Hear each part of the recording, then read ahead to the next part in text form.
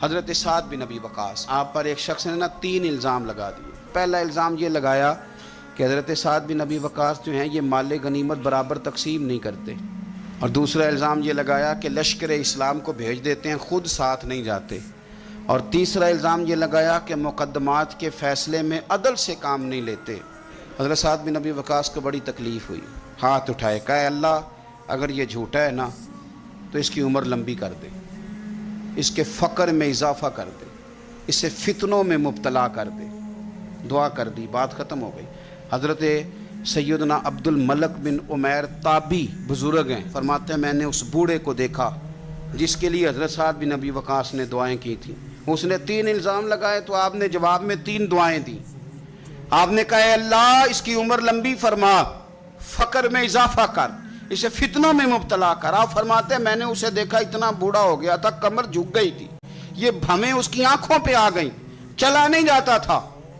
اور کبھی وہ مالدار ہوتا تھا، پر حضرت سعد بن ابی وقاص کی دعا نے اتنا پیچھا کیا کہ در در کی بھیک مانگنے پہ مجبور ہو گیا،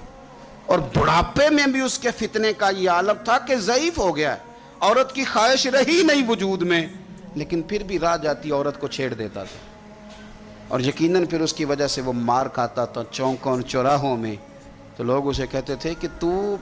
اس عمر میں بھی باز نہیں آتا، تو وہ کہتا تھا میں تمہیں کیا بتاؤں، سعد بن ابی وقاص کی دعائیں میرا پیچھا کرتی ہیں، وہ میں نے ان کو تکلیف دی تھی تو آج تک میں فتنے میں مبتلا ہوں، فتنے میں کہ میں جاتی جاتی خاتون کو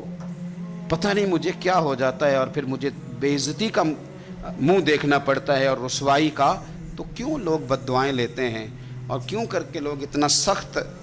اپنے آپ کو بنا لیتے ہیں کہ وہ نیک صالح اور پاک لوگوں کے بارے میں بھی ان کے نظریات اس طرح کے ہو جاتے۔ خدا را